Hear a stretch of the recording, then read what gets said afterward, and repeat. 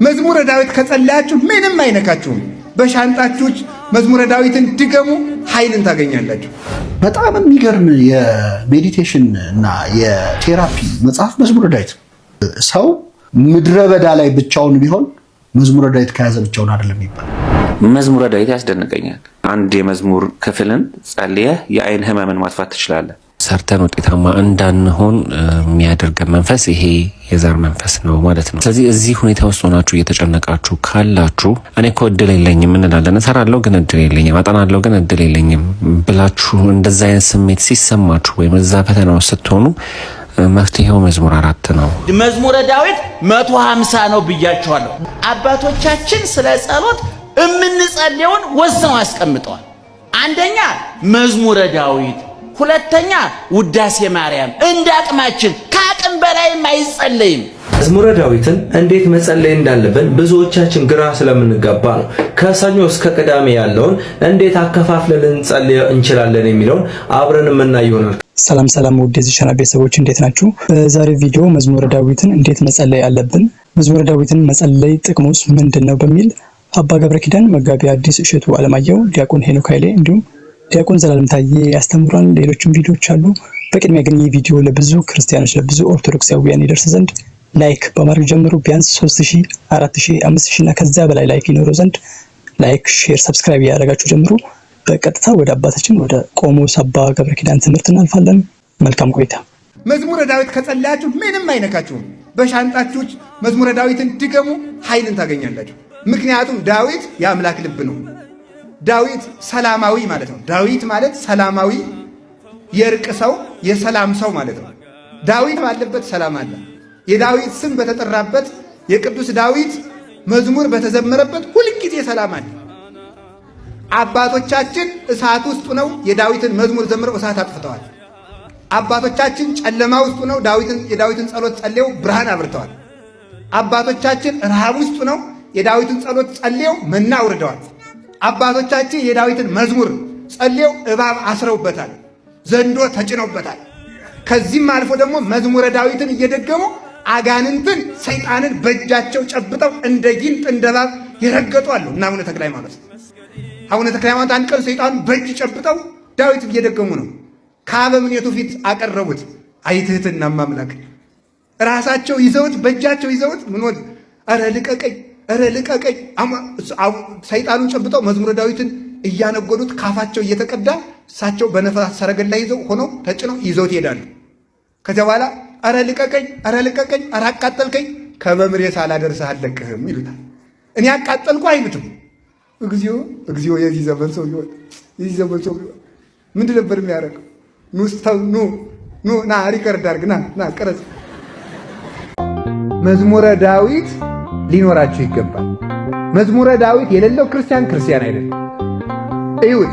ስርዓት ምን ያስተምርናል ካላችሁ ገድለ ቅዱሳን፣ ስርዓተ ቤተክርስቲያን።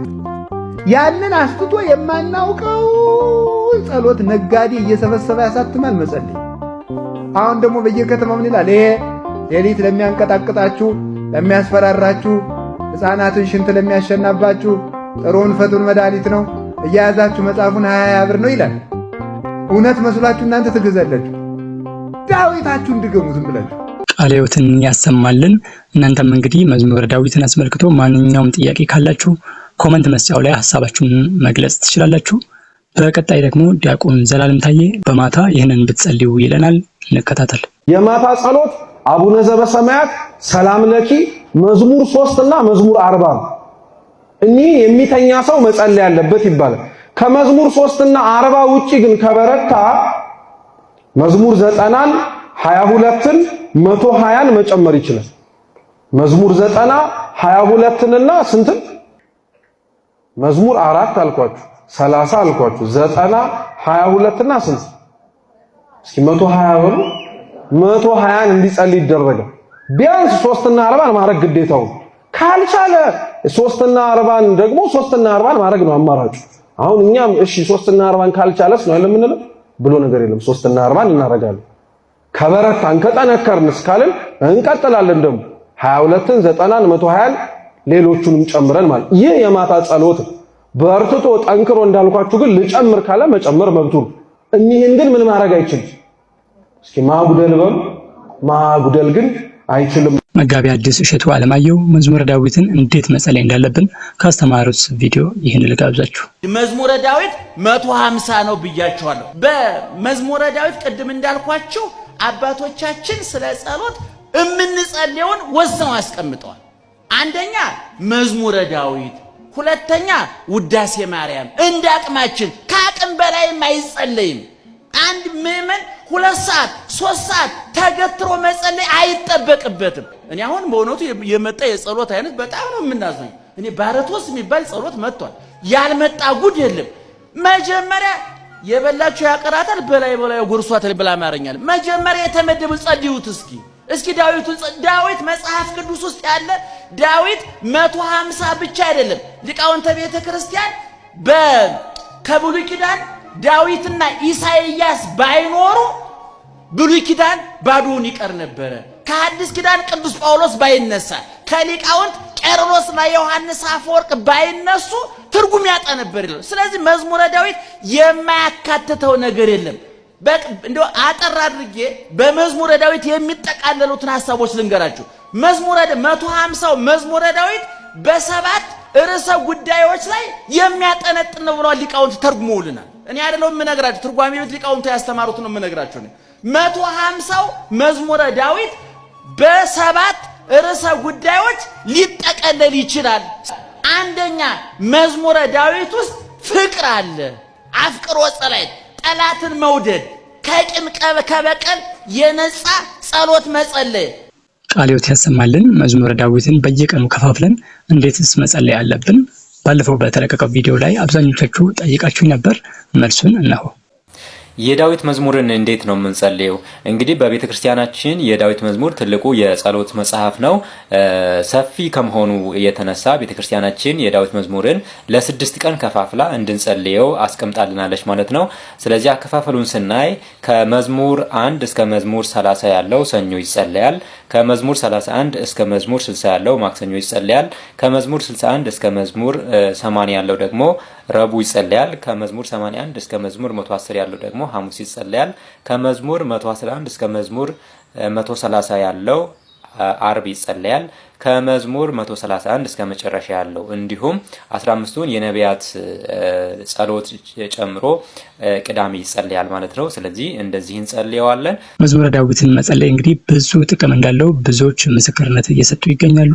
እናንተም እንግዲህ ያገኛችሁትን ጥቅም ኮሜንት ላይ መጻፍ ትችላላችሁ። ሌሎችም ትምህርት እንዲወስዱበት መጸለይ እንዲጀምሩ ኮሜንት ላይ ሐሳባችሁን አስቀምጡልን።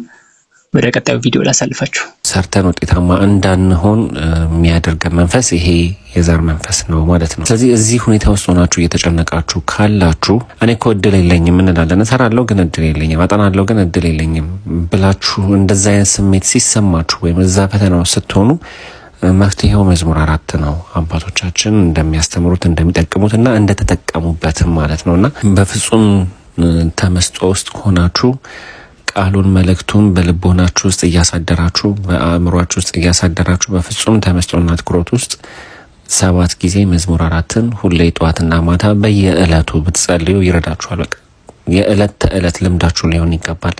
አንድ ቀን ጸልያችሁ ፈተና ሲደርስ ጸልያችሁ የምትወት ነገር ሊሆን አይገባም። ወይም ደግሞ ንግዳችሁ ላይ ትርፋችሁ ሲያሽቆለቆል ጸልያችሁ የምታቆሙት ነገር ሊሆን አይገባም።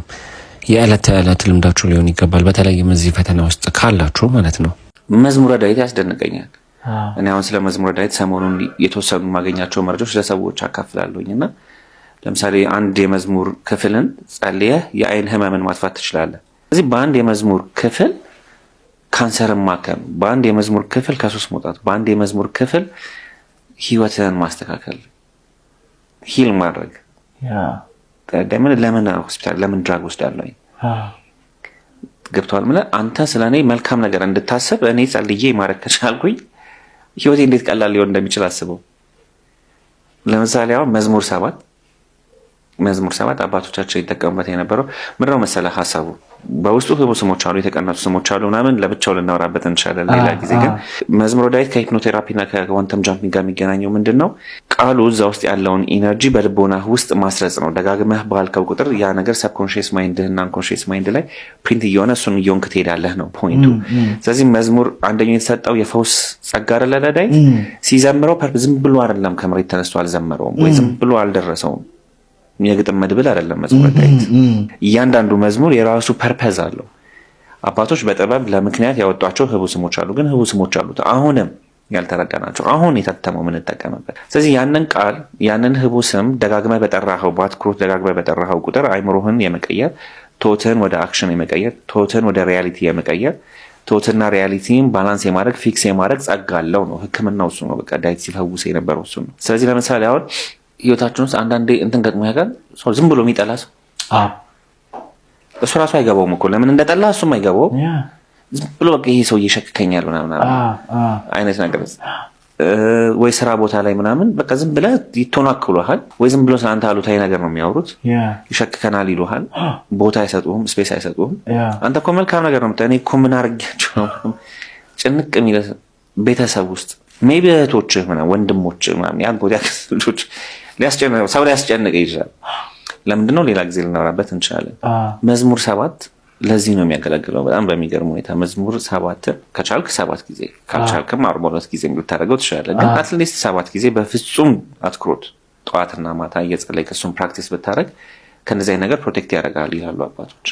በጣም የሚገርም የሜዲቴሽን እና የቴራፒ መጽሐፍ መዝሙረ ዳዊት ለየትኛውም አይነት ስቴት ኦፍ ማይንድ ለየትኛውም አይነት ሰው ምድረ በዳ ላይ ብቻውን ቢሆን መዝሙረ ዳዊት ከያዘ ብቻውን አይደለም የሚባለው።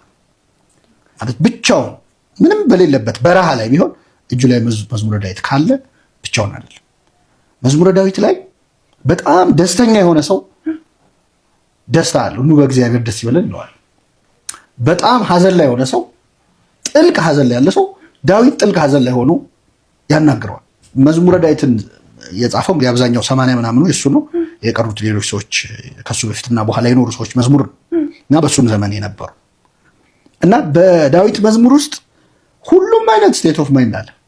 ለዳዊት የኔን ጉዳይ ማነገረው እስኪባል ድረስ ሁላችንም አንዳንድ እንደውም ጸሎቱን ላይ መስለም አንዳንዴ ዳዊት ከፈጣሪ ይጣላል።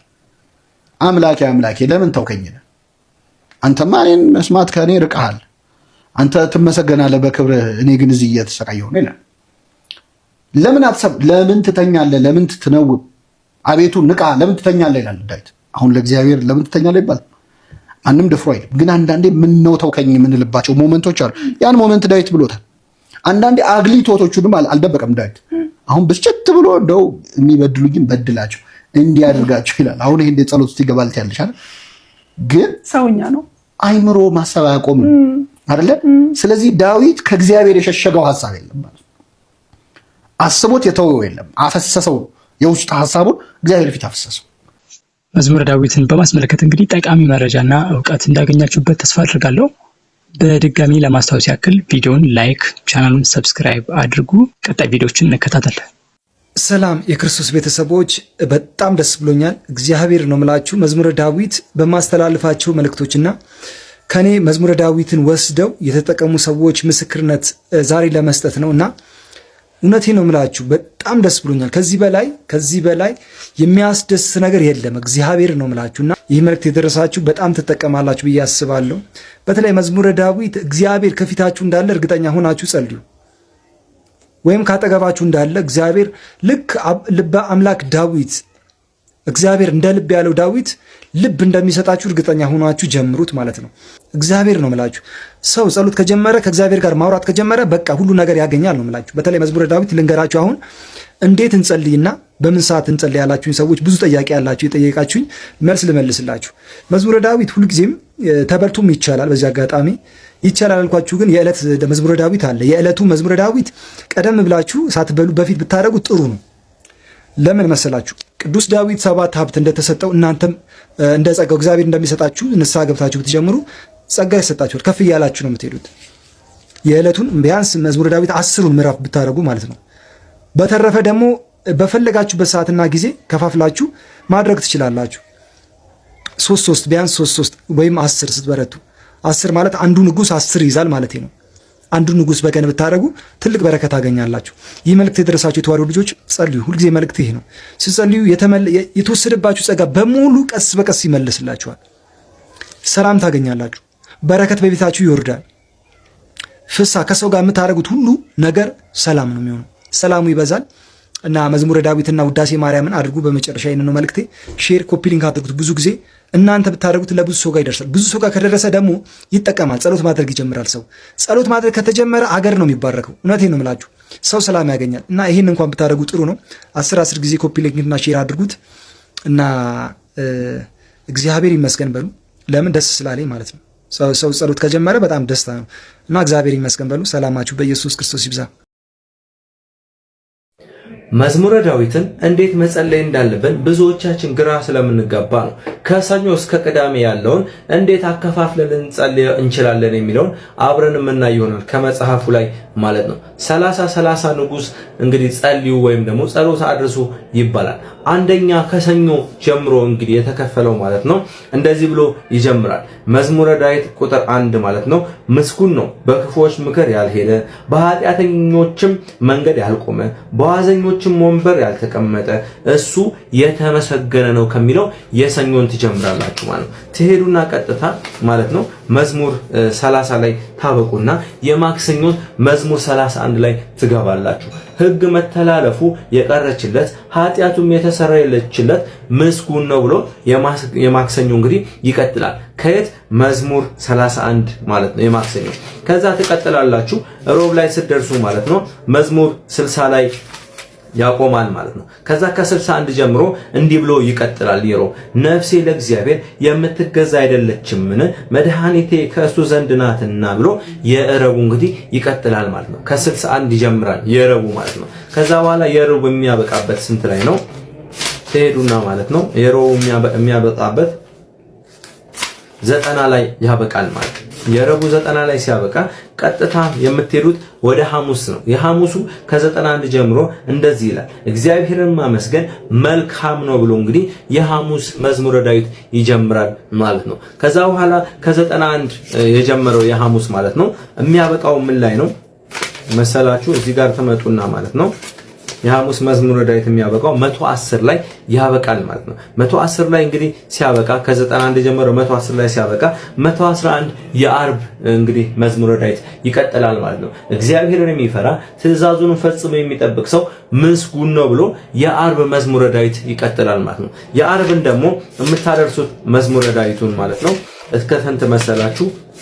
እስከ 129 ድረስ የአርብን እንግዲህ ትጸልያላችሁ ታደርሳላችሁ ማለት። ከዛ በኋላ የቅዳሜ መዝሙረ ዳዊት ይቀጥላል ከ130 ማለት ነው። ከዛም አቤቱ ልቤ አይታበይብኝ፣ አይኖቼም ከፍ ከፍ አይበሉብኝ፣ ከትልልቆች ጋራ ከእኔም ይበልጥ ከሚከበሩት ጋራ አልሄድሁም፣ ነፍሴንም አሳፈርኋት፣ የእናቱንም ጡት እንዳስተውት ዝም አሰኘኋት ብሎ እንግዲህ ይቀጥላል የቅዳሜ ማለት ነው። ከዛም እስከ 150 ይደርሳል ማለት ነው። ከ130 ጀምሮ ማለት ነው እንግዲህ የቅዳሜው። ስለዚህ እንደዚህ አከፋፍላችሁ መጸለይ ትችላላችሁ ማለት ነው። መዝሙረ ዳዊትን መጸለይ ማለት በጣም ብዙ በረከት፣ ብዙ ቃል ኪዳን፣ ብዙ ነገሮችን የምናገኝበት ጸሎት ነው። ስለዚህ መዝሙረ ዳዊት ያላችሁ እኛንም በጸሎት አስቡን ማለት ነው። የሁላችንንም ጸሎት ይቀበል መድኃኔዓለም ክርስቶስ ጸሎታችንን ልመናችንን ይቀበል። ሰላማችሁ ይብዛ። ውድ የናታን ሚዲያ ቤተሰቦች መዝሙረ ዳዊትን እንዴት እንጸልይ በሚል ያቀረብኩላችሁ ቪዲዮ ይህንን ይመስላል።